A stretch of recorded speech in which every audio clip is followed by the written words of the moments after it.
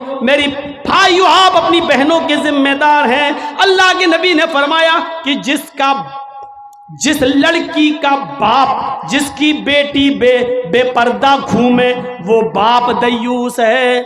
जिसकी बहन बेपर्दा घूमे, वो भाई दयूस है। जिसकी बेटी बेपर्दा घूमे, वो बाप दयूस है। जिसकी बीवी बेपर्दा घूमे, वो शौहर दयूस है। गौर करो कितनी साफ लफ्जों में, कितने साफ लफ्जों में अल्लाह के नबी ने फरमाया, जिसकी बहन बेपर्दा घूमे वो भाई दयूस, जिसकी बेटी बेपर्दा घूमे वो बाप दयूस, जिसकी बेटी बेपर्दा घूमे वो बाप दयूस, जिसकी बीवी बेपर्दा घूमे वो शौहर दयूस। अब दयूस का माना अगर हम समझ जाएं तो सारा मामला हल हो जाए। दयूस, दयूस का ये तो अरबी लफ्ज है ना, इसका उर्दू में तर्जमा होता है, सुनने की ताकत है, सुनेंगे। दयूस का मतलब होता है भड़ुआ। और भड़ुआ किसको कहते हैं बताने की जरूरत नहीं, जानते होंगे। भड़ुआ कहते हैं उसको जिसने अपनी बहन, बेटी या बीवी या माँ को गलत काम करने के लिए किसी अड्डे पर बिठा दिया हो, चकले पर बिठा दिया हो और उनसे गलत काम करवाता हो और उनकी कमाई खाता हो। अरबी जबान में इसको दयूस कहते हैं और उर्दू में इसको भड़ुआ कहते हैं। कितना सख्त जुमला इस्तेमाल किया अल्लाह के रसूल ने। मौलाना जर्जीस को आप कह रहे होंगे ये क्या हो गया इसको।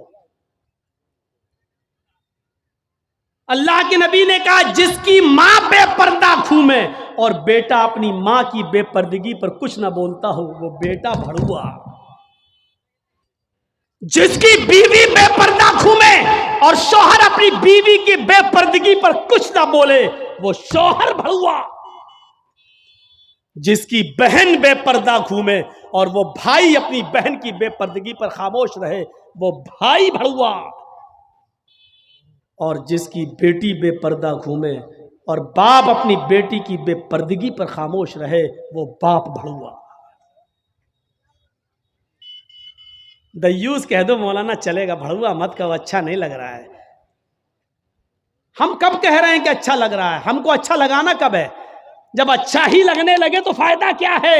इंजेक्शन ऐसे लगाओ दर्द ना हो। बात साहब, ऐसा हो सकता है कि इंजेक्शन लगे और दर्द ना हो? इंजेक्शन भी लगवाना चाहते हो और दर्द भी नहीं चाहते हो, तब तो होम्योपैथिक दवा ले लो, मीठी गोलियां खा लो जो मरने के बाद फायदा करती है।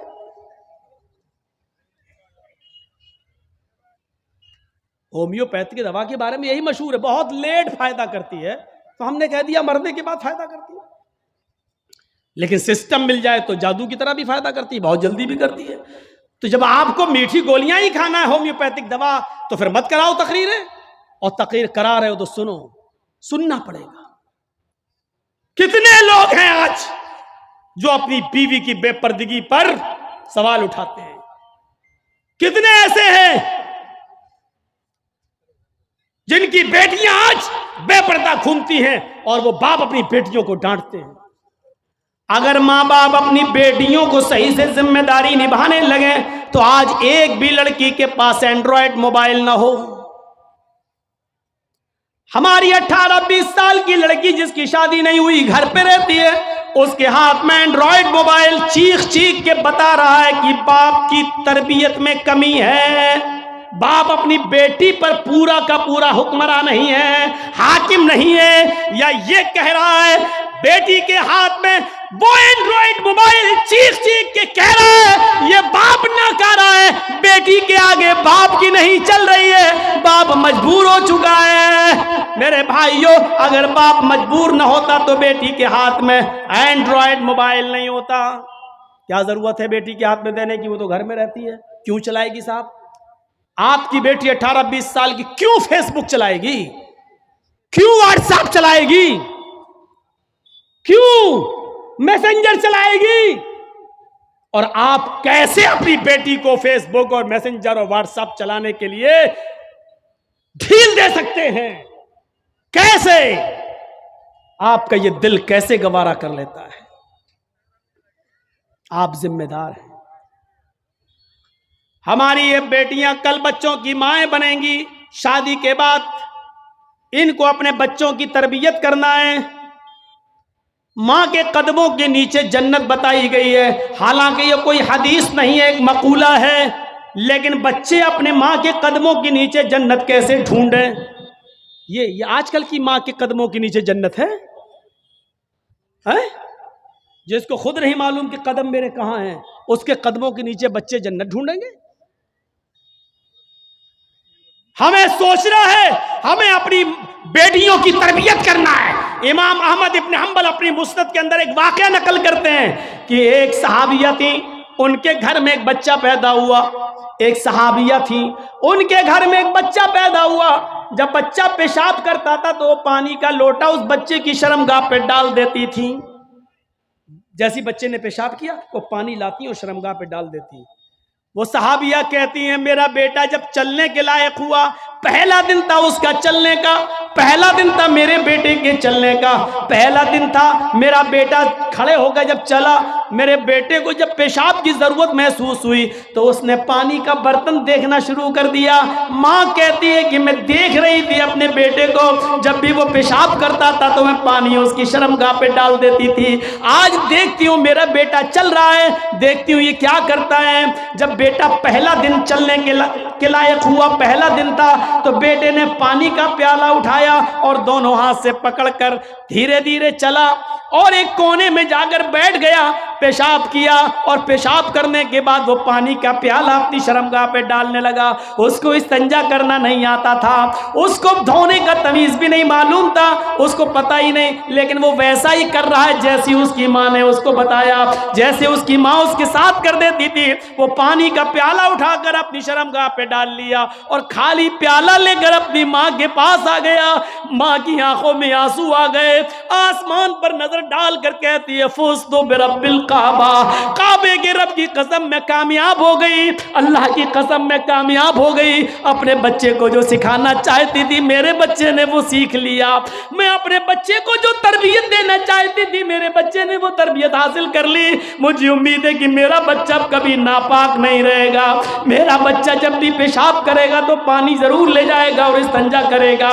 उस जमाने की माएं अपने बच्चों को बचपन से ये आदतें डलवाती थी, और आजकल की माँ देख लो, अपने बच्चे का अंडरवियर नेकर उतार कर कहती बेटा यहाँ खड़े होकर पेशाब कर ले। ये माएँ अपने बच्चों को क्या तरबियत देंगी? जबकि नेपोलियन ने कहा था कि mother's lap is first college for children, माँ की गोद ये बच्चे का पहला मदरसा होती है, पहली यूनिवर्सिटी माँ की गोद है। जो बच्चा अपनी माँ की गोद से तरबियत हासिल करके नहीं निकला वो किसी यूनिवर्सिटी से तरबियत हासिल नहीं कर सकता है।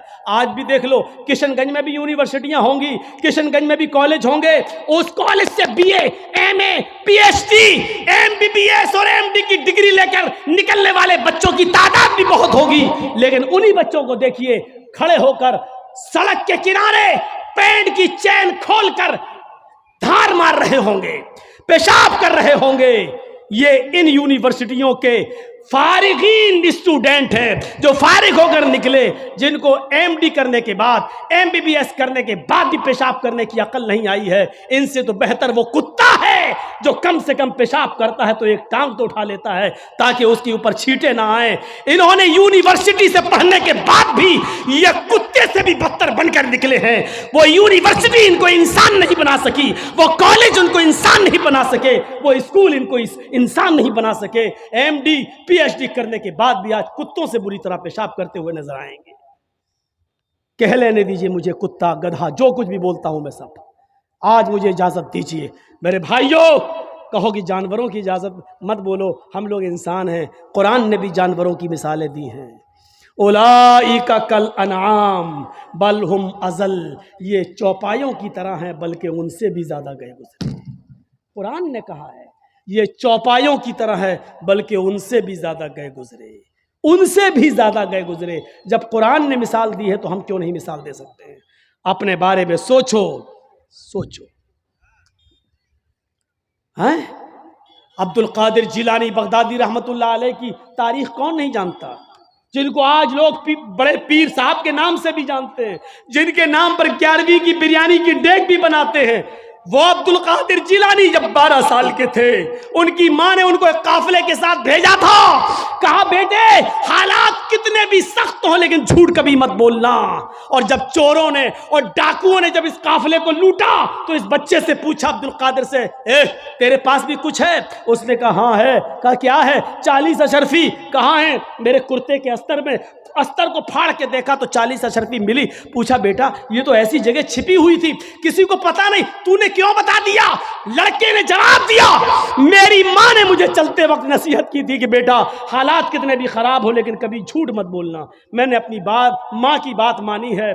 चोरों का, डकैतों का, डाकुओं का असर खत्म होता है और रोने लगते हैं और कहते हैं ये बच्चा अपनी माँ की इतनी बात मानता है कि ऐसे मोड़ पर भी उसने अपनी माँ की नाफरमानी नहीं की, हम तो अपने रब की नाफरमानी कर रहे हैं। सारा सामान जो लूटा था सबको वापस कर दिया और सारे के सारे चोरों ने, डाकुओं ने तौबा कर ली। मेरे प्यारे साथियों, एक बच्चा जब अपनी माँ का फरमाबरदार बनता है और माँ की बात मानता है तो माँ की दुआ तमाम डकैतों को तौबा करने पर मजबूर कर देती है। मेरे प्यारे साथियों, ये माँ की तरबियत थी जिसने अब्दुल कादिर जिलानी को एक बुजुर्ग के रूप में पैदा किया है, एक बुजुर्ग के रूप में देखा है। ये माँ की तरबियत थी।